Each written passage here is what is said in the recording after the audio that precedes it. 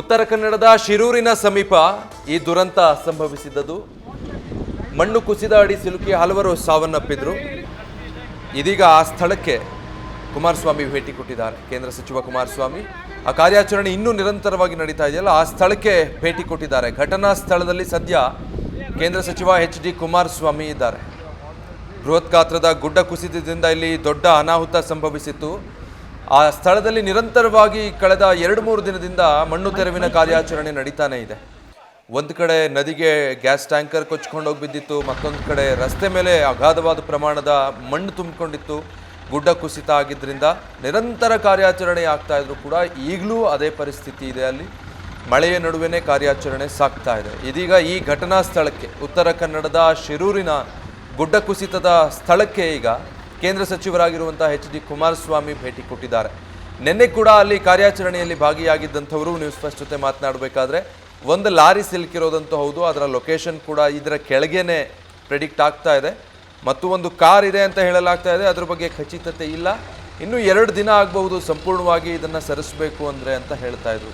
10,000 ton ಲೋಡ್ನಷ್ಟು ಮಣ್ಣು ಅಂದಾಜಿನ ಪ್ರಕಾರ ಇಲ್ಲಿರೋದು. ಅಷ್ಟನ್ನು ತೆರವುಗೊಳಿಸಬೇಕು. ಒಂದು 10ರಿಂದ 15 JCBಗಳು, ಡಂಪರ್ಗಳು ಎಲ್ಲವನ್ನು ಬಳಸ್ಕೊಂಡು ಇಲ್ಲಿ ಸ್ಥಳದಲ್ಲಿ ತೆರವಿನ ಕಾರ್ಯಾಚರಣೆ ನಡೆಸ್ತಾ ಇದ್ದೀವಿ. ಆದರೆ ಅದಕ್ಕೆ ಸಮಯ ಬೇಕು ಅಂತ ಹೇಳ್ತಾ ಇದ್ರು.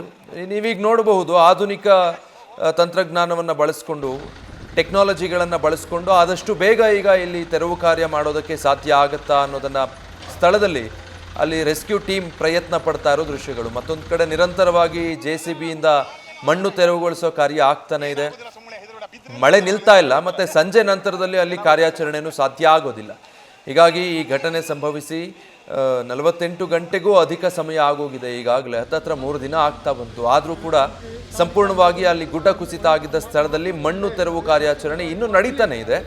ಇದರ ಮಧ್ಯೆ ಮತ್ತೆ ಗುಡ್ಡ ಕುಸಿತ ಆಗುವಂಥ ಭೀತಿ ಕೂಡ ಕಾಡ್ತಾ ಇದೆ. ಹೀಗಾಗಿ ಅಲ್ಲಿಗೆ ಜನಸಾಮಾನ್ಯರಿಗೆ ಪ್ರವೇಶ ನಿರ್ಬಂಧ ಅಂತ ಹೇಳಿ ನಿನ್ನೆ ಎಲ್ಲ ಇವತ್ತು ಕೂಡ SDRF NDRF ಸಿಬ್ಬಂದಿ ಸಂಪೂರ್ಣ ಬ್ಯಾರಿಕೇಡ್ಗಳನ್ನು ಹಾಕಿ ಜನರು ಯಾರು ಈ ಕಡೆ ಬರಬೇಡಿ ಅಂತ ಹೇಳಿ ಅವರಿಗೆಲ್ಲ ಸೂಚನೆ ಕೊಟ್ಟು ತಾವು ಮಾತ್ರ ರಕ್ಷಣಾ ಕಾರ್ಯದಲ್ಲಿ ಅಂದರೆ ಮಣ್ಣು ತೆರವಿನ ಕಾರ್ಯಾಚರಣೆಯಲ್ಲಿ ತೊಡಗಿಸಿಕೊಂಡಿದ್ರು. ಆ ಸ್ಥಳದಲ್ಲಿನ ದೃಶ್ಯಗಳು ನೀವೀಗ ಗಮನಿಸ್ತಾ ಇರೋದು.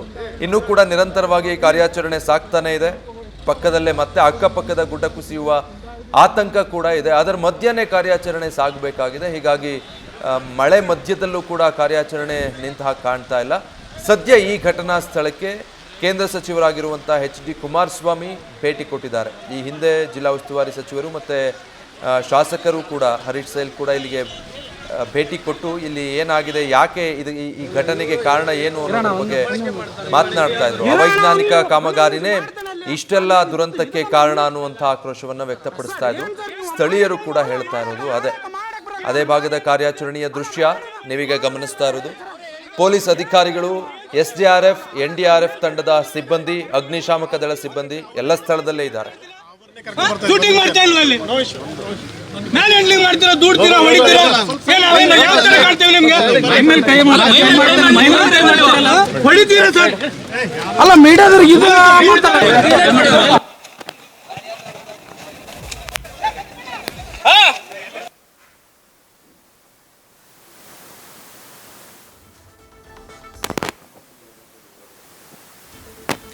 ಇದು ನೋಡ್ತಾ ಇದ್ದೀರಾ ನೇರ ದೃಶ್ಯಗಳು ನೀವೀಗ ಗಮನಿಸ್ತಾ ಇರೋದು. ಕೇಂದ್ರ ಸಚಿವ ಎಚ್.ಡಿ. ಕುಮಾರಸ್ವಾಮಿ ಅವರು ಘಟನಾ ಸ್ಥಳದಲ್ಲೇ ಇದ್ದಾರೆ. ಸದ್ಯ ಅಲ್ಲಿನ ಕಾರ್ಯಾಚರಣೆ ಹೇಗಾಗ್ತಾ ಇದೆ, ಸ್ಥಳದಲ್ಲಿನ ಪರಿಸ್ಥಿತಿ ಏನು ಅನ್ನೋದನ್ನ ಗಮನಕ್ಕೆ ತಗೊಂಡಿದ್ದಾರೆ. ಈಗ ಹೆಚ್ಚಿನ ಮುನ್ನೆಚ್ಚರಿಕೆ ವಹಿಸಬೇಕಾಗಿದೆ ಆ ಭಾಗದಲ್ಲಿ. ಒಂದು, ಅಲ್ಲಿ ಮತ್ತೆ ಗುಡ್ಡ ಕುಸಿತ ಆಗೋ ಆತಂಕ ಇದೆ. ಜೊತೆಗೆ ಅವೈಜ್ಞಾನಿಕ ಕಾಮಗಾರಿ ಆಗ್ತಾ ಇದೆ. ರಾಜ್ಯದಲ್ಲಿ ಸಚಿವರು, ಶಾಸಕರು ಯಾರು ಹೇಳಿದ್ರು ಕೂಡ ಈ IRB ಕಂಪನಿ ಏನಿದೆ, ಇದು ಸೆಂಟ್ರಲ್ ಪ್ರಾಜೆಕ್ಟ್ ಆಗಿರೋದ್ರಿಂದ ಇದನ್ನು ನಡೆಸ್ತಾ ಇರುವಂಥ ಕಂಪನಿ ಯಾರ ಬಗ್ಗೆನೂ ಕೇರ್ ಮಾಡ್ತಾ ಇಲ್ಲ. ಅವ್ರಿಗೆ ಹೇಗೆ ಬೇಕೋ ಹಾಗೆ ತೋಚಿದ ಹಾಗೆ ಅವೈಜ್ಞಾನಿಕ ಕಾಮಗಾರಿ ಮಾಡ್ತಿದ್ದಾರೆ. ಗುಡ್ಡ ತೆರವು ಹೇಗಂದ್ರೆ ಹಾಗಾಗಿದ್ದರಿಂದಾನೇ ಅದಕ್ಕೆ ಬೇಕಾಗಿರುವಂತಹ ಮುನ್ನೆಚ್ಚರಿಕಾ ಕ್ರಮಗಳು ತಗೊಳ್ಳಿಲ್ಲ. ಹೀಗಾಗಿ ಈ ಗುಡ್ಡ ಕುಸಿತ ಸಂಭವಿಸಿದೆ ಅನ್ನುವಂಥ ಸಾಕಷ್ಟು ಆಕ್ರೋಶದ ನುಡಿಗಳನ್ನು ಅಲ್ಲಿನ ಸ್ಥಳೀಯರು ಆಡ್ತಾ ಇದ್ರು. ಪರಿಸ್ಥಿತಿ ಏನಿದೆ ಸ್ಥಳದಲ್ಲಿ, ಇತರೆ ಸ್ಥಳಗಳಲ್ಲಿ ಗುಡ್ಡ ಕುಸಿತ ಆದರೂ ಕೂಡ ಇದೆ ಅವೈಜ್ಞಾನಿಕ ಕಾಮಗಾರಿ ಕಾರಣ ಅಂತೆಲ್ಲ. ಅಸಲಿಗೆ ಘಟನಾ ಸ್ಥಳದಲ್ಲಿ ಚಿತ್ರಣ ಏನಿದೆ, ಒಟ್ಟಾರೆ ಆ ಶಿರೂರು ಗ್ರಾಮದಾದ್ಯಂತ ಈ ಗುಡ್ಡ ಕುಸಿತ ಭಾಗ ಇದೆಯಲ್ಲ, ಹೆದ್ದಾರಿ ಪಾಸ್ ಆಗಿರುವಂಥ ಸ್ಥಳ, ಅಲ್ಲಿನ ಸದ್ಯದ ಸಿಚುವೇಶನ್ ಏನು ಅನ್ನೋದನ್ನ ಕಂಡುಕೊಳ್ಳೋದಕ್ಕೆ ಈಗ ಕೇಂದ್ರ ಸಚಿವ ಎಚ್.ಡಿ. ಕುಮಾರಸ್ವಾಮಿ ಅವರು ಸ್ಥಳಕ್ಕೆ ಭೇಟಿ ಕೊಟ್ಟಿರೋದನ್ನು ಗಮನಿಸ್ತಾ ಇದ್ದೀರಾ.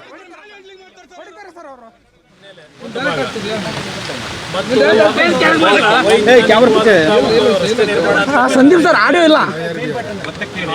ಅವೈಜ್ಞಾನಿಕ ನಿರ್ಮಾಣದಲ್ಲಿ ಎಂತೆಂಥ ದೇಶದಲ್ಲೂ ಹಲವಾರು ಭಾಗದಲ್ಲಿ ತುಂಬುವಂಥ ಕೆಲಸಗಳು ನಡೀತಾ ಇದೆ. ಆದರೆ ಸೊ ಅದೇ ವಿಚಾರವಾಗಿ ಮಾತನಾಡ್ತಾ ಇದ್ರು ಎಚ್.ಡಿ. ಕುಮಾರಸ್ವಾಮಿ ಅವರು ಕೂಡ. ಅವೈಜ್ಞಾನಿಕ ಕಾಮಗಾರಿಯಿಂದ ಇಷ್ಟು ದೊಡ್ಡ ದುರಂತ ಆಗಿದೆ ಅಂತ. ಅಂದ್ರೆ ದೇಶದಾದ್ಯಂತ ಬಹಳಷ್ಟು ಇಂಥ ಬೃಹತ್ ಕಾಮಗಾರಿಗಳು ನಡೀತಾ ಇದೆ, ಅಲ್ಲೆಲ್ಲವೂ ಕೂಡ ಸರಾಗವಾಗಿ ಆಗ್ತಾ ಇದೆ, ರಾಜ್ಯದ ಬೇರೆ ಭಾಗಗಳಲ್ಲೂ ಕೂಡ ಆಗ್ತಾ ಇದೆ. ಆದ್ರೆ ಇಲ್ಲಿ ಏನು 10 ವರ್ಷದಿಂದ ಕಾಮಗಾರಿ ನಡೀತಾನೆ ಇದೆ, ಬಹಳ ಅವೈಜ್ಞಾನಿಕವಾಗಿ ನಡೀತಾ ಇದೆ. ಅದನ್ನ ಬಹಳ ಸಾರಿ ಗಮನಕ್ಕೆ ತರೋ ಪ್ರಯತ್ನ ಮಾಡಿದ್ರು ಕೂಡ ಯಾವುದಕ್ಕೂ ಕಿಮ್ಮತ್ ಸಿಕ್ಕಿಲ್ಲ. ಅದರ ಪರಿಣಾಮ ಇವತ್ತು ಏನ್ ದುರಂತ ಸಂಭವಿಸಿದೆ, ಮಣ್ಣಿನ ಅಡಿ ಸಿಕ್ಕಾಕೊಂಡು ಅಷ್ಟು ಜನ ಸಾವನ್ನಪ್ಪಿದ್ರು. ಈಗಾಗಲೇ 7 ಮೃತದೇಹಗಳನ್ನು ಅಲ್ಲಿಂದ ಹೊರತೆಗೆಯಲಾಗಿದೆ. ಇನ್ನು ಲಾರಿ ಮತ್ತೆ ಕಾರು ಸಿಲುಕೊಂಡಿದೆ ಅಂತ ಹೇಳಲಾಗ್ತಾ ಇದೆ. ಎಷ್ಟು ಜನ ಅದರ ಅಡಿ ಸಿಲುಕಿ ಸಾವನ್ನಪ್ಪಿದ್ರು ಅನ್ನೋದರ ಎಕ್ಸಾಕ್ಟ್ ನಂಬರ್ಸ್ ಸಂಪೂರ್ಣ ಕಾರ್ಯಾಚರಣೆಯ ನಂತರವೇ ಗೊತ್ತಾಗಬೇಕು.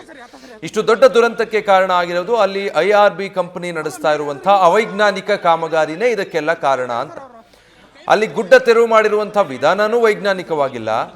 ಗುಡ್ಡ ತೆರವು ಮಾಡಿದ ನಂತರದಲ್ಲಿ ಯಾವ ರೀತಿಯಲ್ಲಿ ಸ್ಥಳದಲ್ಲಿ ವ್ಯವಸ್ಥೆಗಳು ಮಾಡಬೇಕಾಗಿತ್ತು, ಒಂದು ತಡೆಗೋಡೆ ನಿರ್ಮಾಣ ಮಾಡೋದಿರಬಹುದು, ಅಥವಾ ಗುಡ್ಡ ಕುಸಿತ ಆಗದ ಹಾಗೆ ಅಲ್ಲಿ ಕಾಮಗಾರಿಯನ್ನು ವೈಜ್ಞಾನಿಕವಾಗಿ ಕೈಗೊಳ್ಳೋದಿರಬಹುದು, ಯಾವುದನ್ನು ಮಾಡಿಲ್ಲ. ಈ ಪರಿಣಾಮ ಬೃಹತ್ ಗುಡ್ಡ ಕುಸಿತ ಆಗಿರೋದ್ರಿಂದ ಈಗಾಗಲೇ 7 ಜೀವಗಳು ಬಲಿಯಾಗಿರೋದು ದೃಢಪಟ್ಟಿದೆ. ಇನ್ನೂ ಕೂಡ ಕಾರ್ಯಾಚರಣೆ ಮುಂದುವರಿತಾ ಇದೆ. ಒಂದು 10-15 ಸಾವಿರ ಟನ್ ಲೋಡು ಅಂದರೆ ಅದು ಮಳೆ ನಡುವೆನೇ ಅದನ್ನು ತೆರವು ಮಾಡೋ ಕಾರ್ಯಾಚರಣೆ ನಡೆಸಬೇಕು ಅಂದರೆ ತಮಾಷೆ ವಿಚಾರ ಅಲ್ಲ, ಅದು ಸವಾಲಿನ ಕೆಲಸ. ಇಷ್ಟೆಲ್ಲ ಜಂಜಾಟಗಳಿಗೆ ದುರಂತಕ್ಕೆ ಕಾರಣ ಆಗಿರೋದು ಆ IRB ಕಂಪನಿಯಿಂದ ನಡೀತಾ ಇರುವಂಥ ಅವೈಜ್ಞಾನಿಕ ಕಾಮಗಾರಿ ಅನ್ನೋದು ದೊಡ್ಡ ಆರೋಪ ಕೇಳಿ ಬರ್ತಾ ಇದೆ. ಸ್ಥಳೀಯ ಶಾಸಕರು, ಜಿಲ್ಲಾ ಉಸ್ತುವಾರಿ ಸಚಿವರು ಅದೇ ಆರೋಪವನ್ನು ಮಾಡ್ತಿದ್ದಾರೆ. ನ್ಯೂಸ್ ಫಸ್ಟ್ ನಿರ್ಭೀತಿಯಿಂದ ನಿಮ್ಮ ಪರವಾಗಿ.